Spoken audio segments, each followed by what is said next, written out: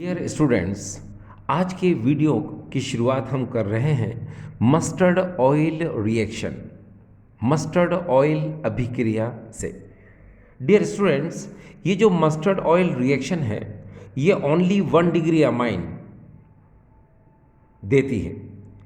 ये जो mustard oil अभिक्रिया होती है ये केवल प्राथमिक एमीन ही देती है। अब डियर स्टूडेंट्स देखिए यहाँ पर क्या होता है कि ये कार्बन डाइसल्फाइड है और ये है 1 डिग्री अमाइन। ठीक, अब होता ये है कि जब हम इस 1 डिग्री अमाइन को रिएक्ट कराते हैं कार्बन डाइसल्फाइड से, आपको पता है CH2 ये कार्बन डाइसल्फाइड है, तो आप एक काम करिए, आपको पता है कि यहाँ पर भी C डबल बॉन्ड S है, यहाँ पर भी C डबल बॉन्ड S है, तो या तो यहाँ के इलेक्ट्रॉन को मूवमेंट कराओ या यहाँ के इलेक्ट्रॉन को मूवमेंट कराओ। तो मैं क्या कर रहा हूँ, यहाँ के इलेक्ट्रॉन को मूव करवा रहा हूँ। ये देखिए मैंने ऐसे मूव कर दिया।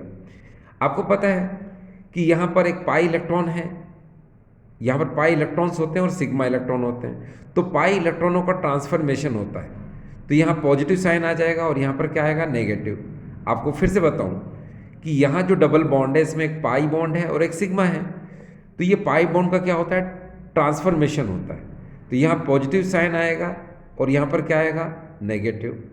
अब यहाँ पर ये जो 1 डिग्री अमाइन है RNH2, इसको भी हम ब्रेक कर लेते हैं। H पॉजिटिव है इसमें और RNH क्या है, नेगेटिव। तो इस नेगेटिव से कौन जुड़ जाएगा डियर, ये H, ये देखिए H यहाँ पर जुड़ जाएगा, तो ये हो जाएगा SH। ठीक, और यहाँ पर ये जो पॉजिटिव है इससे ये RNH नेगेटिव ये जुड़ जाएगा। ठीक है, तो ये इस तरह से हमको कंपाउंड ऑब्टेन होगा। देखो S से ये H पॉजिटिव जुड़ गया था और यहाँ पर इस पॉजिटिव से ये नेगेटिव पार्ट, ये देखिए इतना नेगेटिव पार्ट था, ये जुड़ गया यहाँ पर, तो ये कंपाउंड बन गया। अब होता ये है कि जब हम इस कंपाउंड को रिएक्ट कराते हैं HgCl2 मर्क्यूरी क्लोराइड के साथ, तो देखिए क्या होता है कि यहाँ पर ये जो 2 Cl हैं ये 2 H के साथ, ये देखिए इस तरह से ये 2HCl बाहर निकाल लेते हैं। यहाँ पर देखिए 2HCl बाहर निकल गया। अब यहाँ पर ये जो Hg है, ये Hg इस S के साथ, ये जो आपको S नज़र आ रहा है, इसके साथ ये Hg जो है बाहर निकल जाता है और Hg इसका फॉर्मेशन कर लेता है। अब आप देखिए कि जब इस कार्बन से सल्फर गया, ठीक है, और साथ में ये सल्फर जो है इस Hg के साथ मिलकर इसने HgS का फॉर्मेशन कर लिया। तो यहाँ अगर आप ध्यान से देखेंगे कि यहाँ कार्बन की जो वैलेंसी है, ठीक है, एक क्या हो गई, कम हो गई। तो आपको मैं एक बात बता दूं, जरा ध्यान से सुनिए कि जब कार्बन से कोई एटम बाहर निकलेगा तो वो एक इलेक्ट्रॉन को देगा, यानी इतना पार्ट जब निकलेगा तो वो एक इलेक्ट्रॉन देगा। यहाँ से H गया तो भी वो एक इलेक्ट्रॉन देगा, तो यहाँ पर क्या हो जाएगा, बॉन्ड, डबल बॉन्ड का फॉर्मेशन हो जाएगा। किस किसके बीच में, C और N के बीच में। ठीक है, ये देखिए, तो यहाँ आप इसको कैसे लिख सकते हैं, देखिए RN double bond C double bond S, उल्टा चलना है आपको। देखो कैसे, पहले R फिर N, ये N, फिर डबल बॉन्ड C और डबल बॉन्ड S, ये डबल बॉन्ड S। आप चाहें तो इसको ऐसे भी लिख सकते हैं, कैसे, RNCS। ठीक, अब यहाँ पर ये जो RNCS है इसको हम लोग बोलते हैं अल्काइल आइसोथायोसाइनेट। आपको पता है NCS को हम लोग क्या बोलते हैं, आइसोथायोसाइनेट बोलते हैं, तो इसका नाम क्या होगा, अल्काइल आइसोथायोसाइनेट। इसको हिंदी में कहते हैं एल्किल आइसोथायोसाइनेट। अब ये जो एल्किल आइसोथायोसाइनेट है, ये अल्काइल आइसोथायोसाइनेट है, इसकी जो स्मेल होती है ये मस्टर्ड ऑयल जैसी स्मेल होती है, इसमें सरसों के तेल के समान गंध होती है, इसीलिए हम इस केमिकल रिएक्शन को बोलते हैं mustard oil reaction, mustard oil अभिक्रिया। तो आई होप डियर स्टूडेंट आपको समझ में आया होगा। देखिए यहाँ पर एक बात और भी मैं अच्छे से क्लियर कर दूं कि यहाँ पर हो सकता थोड़ी प्रॉब्लम हो रही हो आपको, तो आप यहाँ पर एक बात को देखें कि कार्बन की वैलेंसी कितनी होती है, 4 होती है। ये देखिए 1 2, ठीक है, और यहाँ से तो पूरा पार्ट चला गया, ठीक है, और यहाँ 3, तो 3 वैलेंसी इसकी क्या हो रही है, होना कितनी चाहिए, 4, इसलिए यहाँ पर हम क्या लगाते हैं, डबल बॉन्ड। ये देखिए, है ना, चलिए अब हम आगे चलते हैं। इस समय हम नेक्स्ट रिएक्शन पढ़ने जा रहे हैं, इसका नाम है शिम्ट रिएक्शन, शिम्ट अभिक्रिया। देखिए शिम्ट रिएक्शन जो होती है ये RCOOH प्लस N3H, यहाँ जो N3H है इसको हम लोग बोलते हैं हाइड्रोजोइक एसिड, और ये है कार्बोक्सिलिक एसिड। जब कार्बोक्सिलिक एसिड की रिएक्शन हाइड्रोजोइक एसिड N3H के साथ होती है कंसंट्रेटेड H2SO4 की उपस्थिति में, यानी कंसंट्रेटेड H2SO4 की प्रेजेंस में, तो क्या होता है एक बार फिर से देखिए। ये कार्बोक्सिलिक एसिड है, यहाँ पर जो R है उसको हम CH3 भी ले सकते हैं, हम चाहे तो R C6H5 भी ले सकते हैं। कहने का मतलब ये है कि यहाँ पर हम ये एलिफेटिक कार्बोक्सिलिक एसिड का भी यूज़ कर सकते हैं और चाहे तो एरोमेटिक कार्बोक्सिलिक एसिड का भी यूज़ कर सकते हैं, यानी कि इसमें एलिफेटिक अमाइन और एरोमेटिक अमाइन दोनों का फॉर्मेशन हो सकता है। तो अब देखिए यहाँ जो N3H इसको हम लोग बोलते हैं हाइड्रोजोइक एसिड, और ये है कंसंट्रेटेड H2SO4 की प्रेजेंस, सांद्र H2SO4 की उपस्थिति। अब यहाँ पर जो N3H है इसको देखो ब्रेक कैसे करना है, लिसन, N2 और NH में इसको ब्रेक कर लो, कर लिया। अब क्या होगा देखिए, यहाँ से ये N2 जो है बाहर हो जाएगा, ये N2 बाहर हो गया, यहाँ से ये CO2 बाहर हो जाएगा, ये CO2 बाहर हो गया। अब यहाँ पर क्या बचा, ये NH बचा और ये H, तो ये क्या हो जाएगा NH2, तो यहाँ हो जाएगा RNH2, ये RNH2 बन गया, ठीक। तो इसी को हम लोग बोलते हैं 1 डिग्री अमाइन। अब ये 1 डिग्री अमाइन एलिफेटिक भी हो सकता है और एरोमेटिक भी हो सकता है। तो अगर आप चाहें तो एक रिएक्शन लिख सकते हैं, ठीक है, और अगर आपको ऐसा लगता है कि एलिफेटिक की भी समझना है और एरोमेटिक की भी समझना है तो चलो ठीक है, हम R की जगह पे एक बार CH3 लेंगे और एक बार R की जगह C6H5 लेंगे। तो चलिए शुरुआत करते हैं। देखिए पहले हमने लिया CH3COOH, इसका नाम है एथेनोइक एसिड यानी कि एसिटिक एसिड, और ये हाइड्रोजोइक एसिड N3H है। तो यहाँ क्या लिखेंगे, इसको N2 और NH लिखेंगे, तो क्या होगा N2 यहाँ से बाहर, यहाँ से CO2 क्या हो जाएगा बाहर, और ये NH इसके साथ जुड़कर NH2 बना लेगा तो हो जाएगा CH3NH2। इसको हम लोग बोलेंगे मेथेन अमाइन या फिर मिथाइल अमाइन, ठीक। अगर हम यहाँ पर लेते हैं बेंजोइक एसिड, ठीक है, और इसकी रिएक्शन कराते हैं N3H यानी हाइड्रोजोइक एसिड के साथ, तो फिर से वही N2 और NH में ब्रेक कर लो, तो यहाँ से N2 क्या हो जाएगा बाहर, ये देखिए, फिर यहाँ से CO2 क्या हो जाएगा बाहर, ये देखिए, और फिर NH को इस H के साथ मिला दोगे तो NH2 है ना, तो कंप्लीट हो जाएगा ये C6H5NH2, ठीक है। तो इस तरह से हमको यहाँ पर मिलेगा एनिलीन। अब डियर स्टूडेंट्स एक बात है कि यहाँ पर जो ये शिम्ट रिएक्शन होती है इसमें हम हाइड्रोजोइक एसिड के साथ कंसंट्रेटेड H2SO4 का यूज़ कर सकते हैं।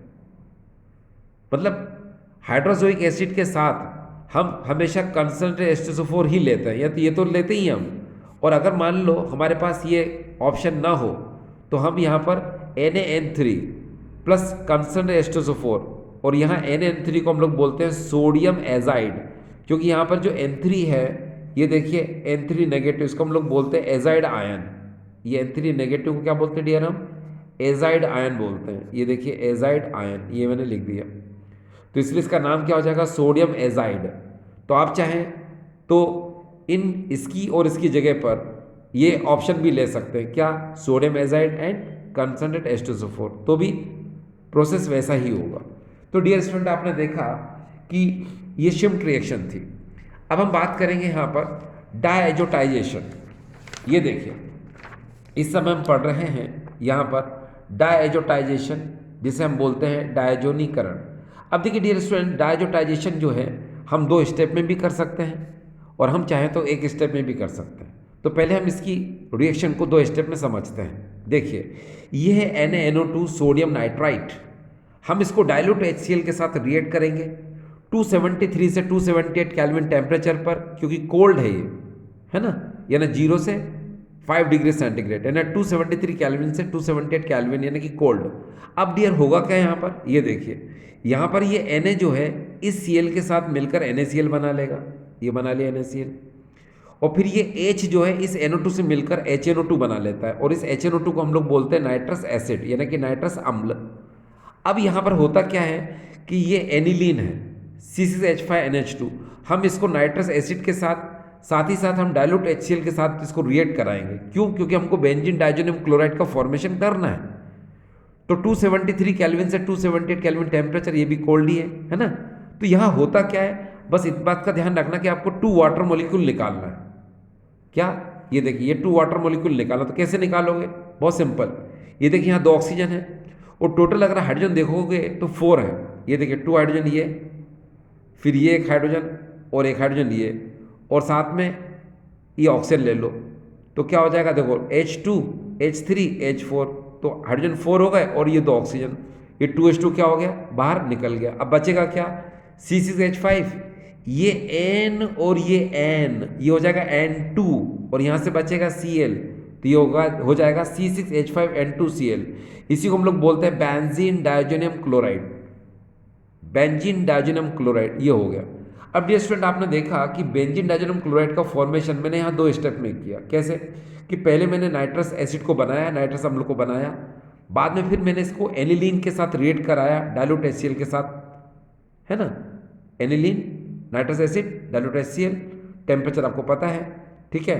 तो यहाँ पर बनता है बेंजीन डाइजोनियम क्लोराइड। अगर आप NCERT को देखेंगे तो वहाँ पर इसकी एक ही स्टेप में इस रिएक्शन को किया गया है। तो हम चाहे तो हम एक स्टेप में भी कर सकते हैं। देखिए कैसे, उसके लिए हमें क्या करना पड़ेगा, ये एनिलीन है और यहाँ पर हम लेंगे सोडियम नाइट्राइट, और लेकिन यहाँ पर हम लेंगे डाइल्यूट HCl के 2 मॉलिक्यूल।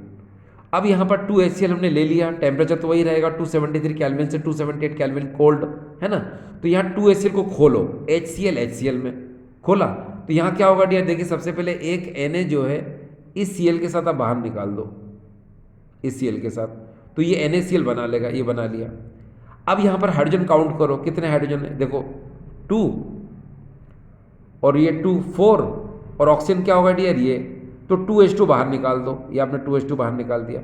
अब बचेगा क्या, वो देख लो, ये C6H5 ये बच रहा है, अब ये N और ये N2, और आपने देखा था HCl अभी भी बच रहा है, तो ये देखिए C6H5N2Cl, इसी को हम लोग बोलते हैं बेंजीन डाइजोनियम क्लोराइड। तो आपने देखा, आप चाहें तो एक स्टेप में भी कर सकते हैं तो भी करेक्ट है, और 2 स्टेप में करेंगे तो भी वो करेक्ट है। अब हम नेक्स्ट सेक्शन पढ़ने जा रहे हैं। NCERT में इस रिएक्शन का नाम नहीं दिया हुआ है, वहां पर सिर्फ फॉर्मेशन ऑफ फ्लोरोबेंजीन दिया हुआ है, लेकिन अगर आप रिफ्रेशर देखेंगे तो उसका नाम आपको मिल जाएगा। इसको हम लोग बोलते हैं बेल्ज शीमैन रिएक्शन, ये है बेल्ज शीमैन रिएक्शन। यहां पर लिखा हुआ है फॉर्मेशन ऑफ फ्लोरोबेंजीन। अब होता क्या है ये देख लीजिए, ये देखिए बेंजीन डाइजोनियम क्लोराइड है, हम इसको रिएक्ट कराते हैं HbF4 के साथ, इसको हम लोग बोलते हैं फ्लोरोबोरिक एसिड। याद रखें आप, फ्लोरोबोरिक एसिड। जब आप फ्लोरोबोरिक एसिड के साथ रिएक्ट कराओगे तो क्या होगा, ये देखिए यहाँ से ये H और यहाँ से Cl, ये HCl बाहर निकाल दो, ये देखिए आपने HCl यहाँ से बाहर निकाल दिया, बाकी BF4 को आप जोड़ दो, तो ये इस तरह से लिंक हो जाएगा। अब इसका नाम क्या होगा, देखिए benzene diazonium fluoroborate, benzene diazonium fluoroborate ये बन जाएगा। लेकिन ये जो होता है ये प्रेसिपिटेट, अवक्षेप होता है। प्रेसिपिटेट मीन्स अवक्षेप, ये प्रेसिपिटेट होता है, ये अवक्षेप होता है। तो हम क्या करेंगे, अगर इसको हीट कर दें तो क्या हो जाएगा, हमको फ्लोरोबेंजीन मिल जाएगा। तो हम इसको वापस लाते हैं, ये देखिए हम लेकर के आए, और यहाँ जब इसको हीट करेंगे तो BF4 को आप कैसे लिख सकते हो, BF3 and F ऐसे लिख लो। तो यहाँ जब हीट करोगे तो N2 गैस तो आपको पता नहीं हमेशा निकलती, हीट करने पर निकल गई, ये देखो यहाँ से BF3 भी क्या हो जाएगा, ये निकल जाएगा। अब ये जो F है ये C6H5 के साथ जुड़ जाएगा, ये देखिए इस तरह से C6H5F लिखो या बेंजीन बना करके F लिख दो, तो इसका नाम क्या हो जाएगा, फ्लोरोबेंजीन, ये फ्लोरोबेंजीन। तो ये आपको समझ में आया होगा। अब डियर स्टूडेंट्स, अब हम नेक्स्ट सेक्शन पढ़ने जा रहे हैं, और नेक्स्ट सेक्शन का नाम है शॉर्टन बॉमन रिएक्शन। अब देखिए ये हमारे पास नई रिएक्शन है जिसका नाम है शॉर्टन बॉमन रिएक्शन। अब देखिए शॉर्टन बॉमन रिएक्शन में क्या है, ये एनिलीन है, इस एनिलीन को हम बेंजोनोइल क्लोराइड के साथ रिएक्ट करेंगे एक्वस NaOH की प्रेजेंस में। तो आप हमेशा याद रखो कि अगर यहाँ C6H5COCl है तो इसको हम बेंजोइलेशन यानी कि बेंजोइलीकरण भी कहते हैं। क्या बोलते हैं इसको हम, बेंजोइलेशन, यानी कि जब भी C6H5COCl बेंजोनोइल क्लोराइड के साथ अगर हम रिएक्ट कराएंगे तो उसको हम बोलते हैं बेंजोइलेशन। लेकिन यहाँ पर हम जो पढ़ रहे हैं ये शॉर्टन बॉमन रिएक्शन है। शॉर्टन बामन अभिक्रिया, इसमें क्या होता है कि ये जो एनिलीन है ये बेंजेनॉइल क्लोराइड से रिएक्ट करता है। तो चलिए पहले हम इसकी शुरुआत करते हैं। देखिए डियर, ये है एनिलीन और इसका नाम है बेंजेनॉइल, ये बेंजेनॉइल क्लोराइड, ये मैंने लिख दिया। अब डियर स्टूडेंट्स एक बात आप जरा ध्यान से सुने कि इसको हम एसाइलेशन, एसिटाइलेशन भी बोल सकते हैं, क्योंकि एसिटाइलेशन में आपको मैं बताऊं, एसिटाइलेशन में क्या आएगा, CH3COCl आता है। एसाइलेशन की अगर हम बात करते हैं तो CH3COCl आ जाएगा, और बेंजोइलेशन में क्या आएगा, CCH5COCl आ जाएगा। अब देखिए यहाँ जब भी आप बेंजोइलेशन या एसाइलेशन कराएं तो हमेशा याद रखना कि ये जो ग्रुप होता है इसको हम लोग बोलते हैं कार्बोनाइल ग्रुप, ठीक है। तो कार्बोनाइल ग्रुप में क्या है कि कार्बन लेस इलेक्ट्रोनेगेटिव और ऑक्सीजन जो है मोर इलेक्ट्रोनेगेटिव होता है। इसमें भी पाई और सिग्मा है, तो पाई इलेक्ट्रॉन का ट्रांसफॉर्मेशन हमेशा कार्बन से आप ऑक्सीजन की तरफ कर देना। कैसे, यानी ऐसे, ये देखिए आपने ऊपर की तरफ कर दिया, ठीक है, ध्यान रखना। तो यहाँ कार्बन पर साइन कौन सा होगा, प्लस, और ऑक्सीजन पर साइन कौन सा होगा, माइनस, ठीक है। कब होगा, जब इसमें से पाई इलेक्ट्रॉन ऊपर चले जाएंगे तो कार्बन पर प्लस साइन आ जाएगा और ऑक्सीजन पर क्या आएगा, माइनस।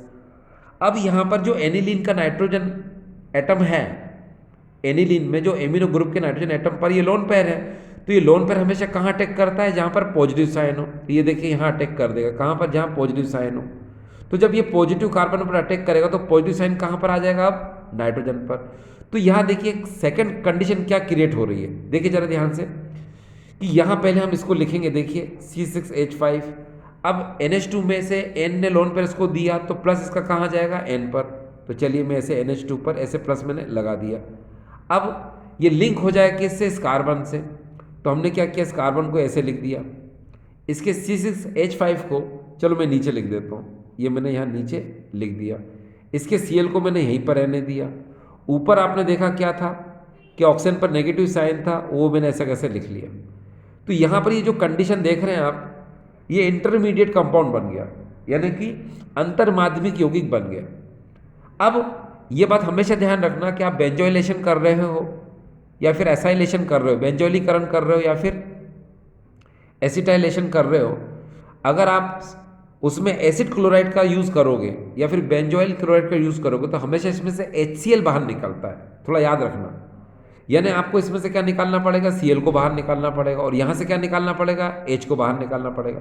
तो यहाँ पर जो NH2 है, इसको चाहे तो देखो हम कैसे लिख सकते हैं, ये डियर हो गई फर्स्ट स्टेप। अब हम सेकंड स्टेप में इसको लेकर के आते हैं, देखिए आपके लिए कैसे, इसको हम कैसे लिख सकते हैं। देखिए C6H5, और हम अब इस तरह से लिख सकते हैं इस NH2 को, या प्लस लगा लो, फिर यहाँ पर क्या होगा, ये C, यहाँ पर क्या होगा डियर, O नेगेटिव, यहाँ क्या होगा Cl, और यहाँ पर क्या डियर, ये C6H5। अब देखना क्या होगा, आपको पता है इसमें से HCl बाहर निकलेगा, तो ये जो नेगेटिव है ये हम ट्रांसफर कर देंगे कहाँ पर, Cl की तरफ। तो अब Cl क्या हो जाएगा, ये नेगेटिव होगा।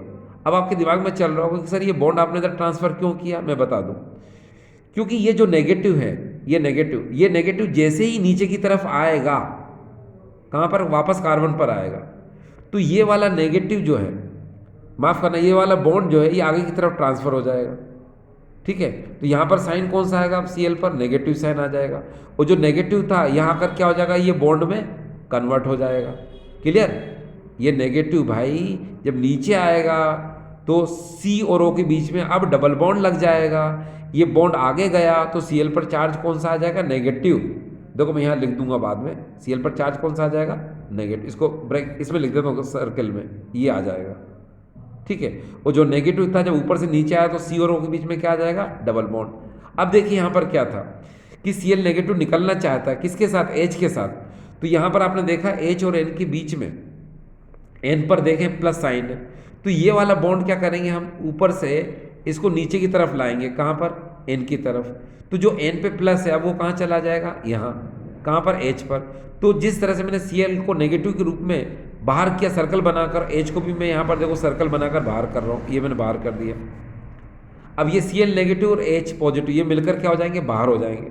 तो देखिए डियर, ये मैंने इसको यहाँ पर बाहर कर दिया। यहाँ पर जब मैं बाहर करूँगा तो अब यहाँ कंडीशन क्या आएगी, ध्यान से देखना कि जब ये नेगेटिव ऊपर से नीचे की तरफ आएगा तो वापस से लोन पेयर आ जाएगा यहाँ पर। तो पहले हम लिखेंगे C6H5, ये N वापस से लोन पेयर आ गया, ये वाला H तो था इसके पास नीचे H, ये C मैंने ऐसे कैसे लिखा, ऊपर से जब नेगेटिव नीचे आया तो यहाँ डबल बॉन्ड ऑक्सीजन अब फिर से हो जाएगा और यहाँ हो जाएगा डियर क्या C6H5, ये हो गया। तो आपने देखा ये आपको समझ में आ गया है ना। देखो ये नेगेटिव जब ऊपर से नीचे आया तो C और O के बीच में डबल बॉन्ड, ये डबल बॉन्ड, ये बॉन्ड जो है जब ऊपर से नीचे आएगा तो यहाँ लोन पेयर हो जाएगा और ये प्लस H के पास जा करके H पॉजिटिव बना लेगा, ठीक है, क्योंकि यही H पॉजिटिव इस Cl नेगेटिव के साथ क्या करेगा, बाहर निकलेगा। और ये तो पता ही है आपको क्या कि जब ये नेगेटिव ऊपर से नीचे आया तो यहाँ डबल बॉन्ड बनेगा तो कार्बन की वैलेंसी वापस कितनी हो जाएगी 5, और 5 नहीं हो सकती है, इसलिए ये बॉन्ड आगे चला जाएगा और किस में कन्वर्ट हो जाएगा, ये नेगेटिव में। अब ये नेगेटिव और ये H पॉजिटिव यानी Cl नेगेटिव H पॉजिटिव मिलकर क्या बना लेंगे, HCl, और इस तरह से कंपाउंड का फॉर्मेशन हो जाएगा, कंपाउंड का निर्माण हो जाएगा।